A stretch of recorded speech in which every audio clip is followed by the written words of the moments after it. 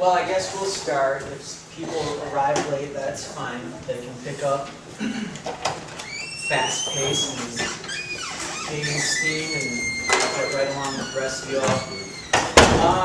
How many people went to the football game? All right, fantastic. Did you realize? Did you stay for the whole game? Yeah. Look at this result. Cardinals light up Bulldogs, 30-27. And as you may know, we have some football players and some cheerleaders in our presence. So let's give the football team a round of applause.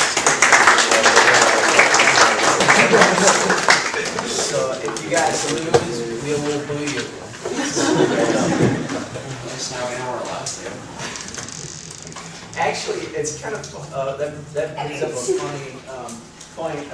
I was taking some class at Michigan State. We were talking about mass communication and propaganda. We can talk about that in this class because it's kind of fun to talk about sociology and mass communication. While we were talking about it, we were talking about how mass communication shapes culture.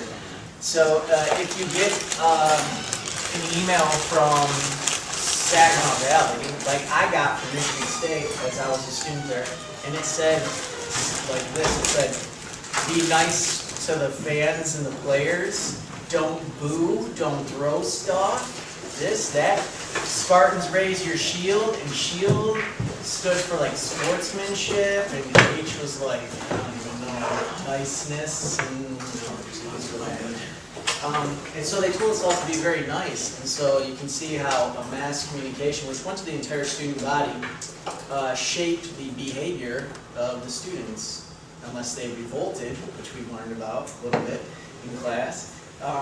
When I was a student at Michigan State, back in 1997, that's how old I am. You were probably born in 1997, it's crazy. But that's when email was first coming out. And we had access at that time to the entire email addresses of the whole student body. So unlike, this is a good point, so unlike now when only the registrar or people of that level have access to the email lists and they distribute the information, so they steer your behavior, only the registrar or the athletic office or whatever. And in 1997, because email was so new, it was very democratic, and a student sent out an email to the entire student body because what they did, administration, they removed alcohol from tailgating at the best place to tailgate, and that was called One Field. So administration flexed their muscle and their power on the student body. Administration had the power over the student body, and what did the student body do? Well, at least one student said, hey, let's all meet on one field for a peaceful protest. And everyone who either liked freedom or liked to drink a lot showed up at one field in 1997, and they started a peaceful protest, and they started marching, and they picked up people as they walked by, and by the end of their peaceful protest, what started as one email saying to congregate at one field for a peaceful protest ended up in a big riot. Lots of fires and broken windows. An entire strip mall was just ravaged. And at the time, my friend, who was from Europe, I'll put it, I don't know where she was from Europe, I think Ireland. She had a DeLorean. You know what that is? From like Back to the Future? Yeah, she had a DeLorean, and it got flipped and burned. I'm like, who would do that? If I was riding, no matter how angry I would, I'd be like, leave the DeLorean. Yeah, and if you don't know, now this is a little off, that was all kind of sociological. But this is off topic. DeLorean, you can't replace those parts anymore. What happened once, and you can Google this, the guy, his name was DeLorean, like John DeLorean or something like that. He made DeLorean cars, just like Hondas, it was a kind of car. And he was busted for like drug trafficking or something like that. So they seized all of his assets. I guess that's a flex of power, you know. And they dumped them in the ocean. It's a true story. So they dumped all of the DeLorean parts into the ocean, and they put him in prison. And so you can't replace a DeLorean part from the factory, you have to recreate it. So that's why they're not only classics like Corvettes, but a Corvette you can get a new bumper. For DeLoreans, that's it, man. You flip that thing and no more Back to the Future. No more 1955 or whatever it was. What's crazy about that movie, their future was, what, 2005? 2015. Which is like 4 years from now. We don't have flying cars yet. We're stuck at like 3 years. Yeah. We have one less to warn. Yeah, well, you all, whoever's in engineering, go ahead, create a flying car. I'll test drive it. Just like that. So we'll start off the class with a little bit of housekeeping, some review, talk a little bit about the paper, and then we'll get into a little bit of substance, but it'll probably be half housekeeping review, half substance. First thing, if you don't check your email, you should.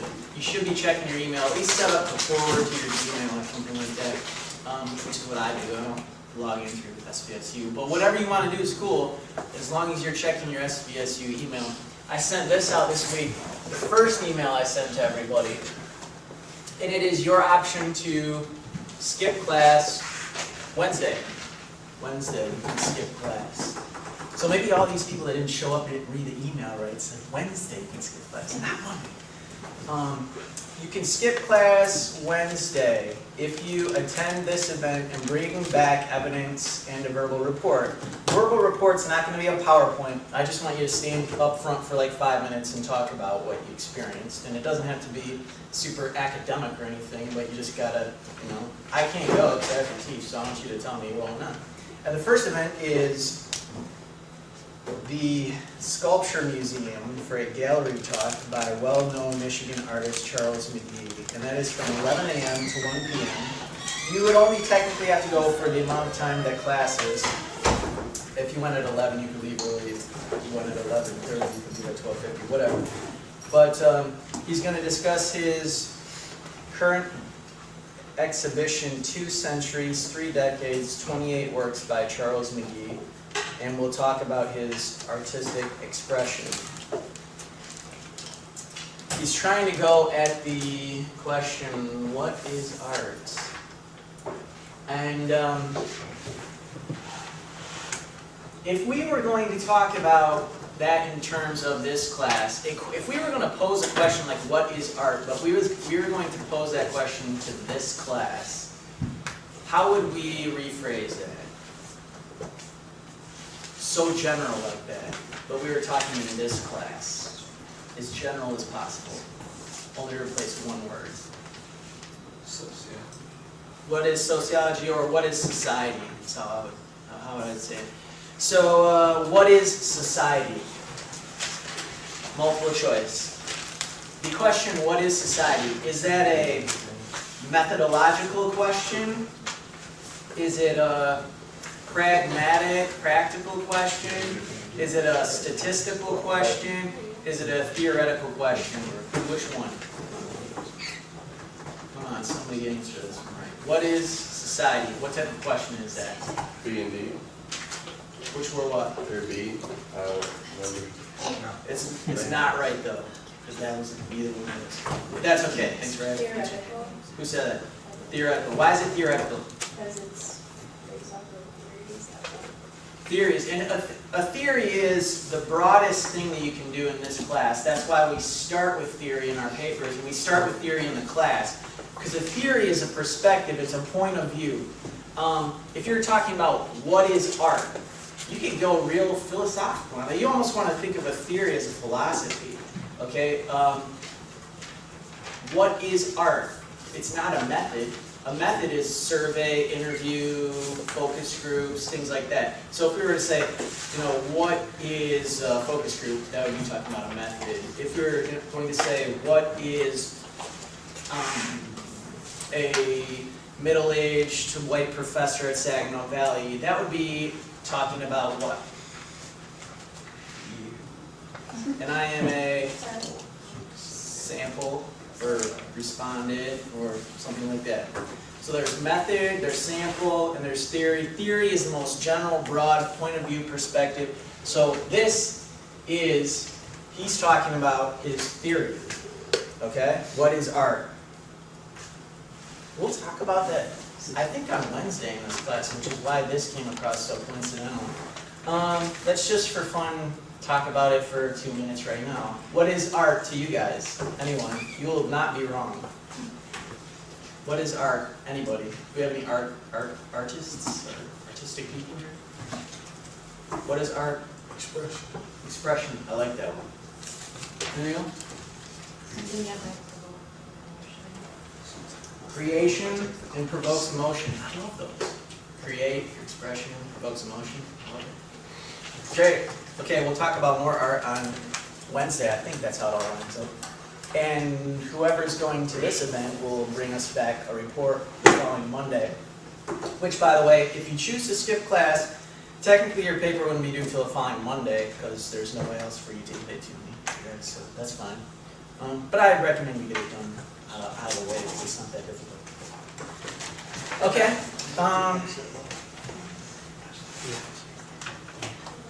Go ahead. The papers are due this week. Yeah, Wednesday. Papers due Wednesday. Essay. First essay. Right. Yeah, we What's that? I'm going to that. Okay, where is it? The Sculpture Museum. Does anyone know where that's at? The Arboretum? Is that a place? Where is it? Armory? A-R-B-U-R-Y? That's an art building? There's a fine arts building. Got it? Maybe I'll pull up the map. I have a hard time just giving you this. You guys know that. It's like the next building. Next building. Who's planning to go to this? Anyone? From the back? Cool. That's pretty cool. Like I said, I would if I could, but I can't. I gotta be here and hang out with you guys, which are equivalent. Okay. Second option. Not trying to get you to skip class, but there's a second opportunity if you want to go to this event as well. Also on Wednesday, but this is during the evening, and it is a reflection on the Constitution and recent Supreme Court rulings, and it is 7 p.m. And that is at the auditorium, which is here. Oh, nice. I know where that's at. Here. There's some introduction there. Been some controversy about the Constitution. What is the interpretive context of the Founding Fathers? Interpretive context. What's that closest to out of our main things that we're studying? Theory, method, sample, data, results, surveys, response. Well, I guess we'll start. If people arrive late, that's fine. They can pick up fast pace and gaining steam and get right along with the rest of y'all. How many people went to the football game? All right, fantastic. Did you realize? Did you stay for the whole game? Yeah. Look at this.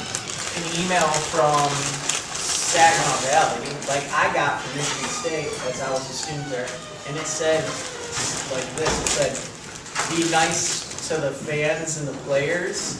Don't boo. Don't throw stuff. This, that.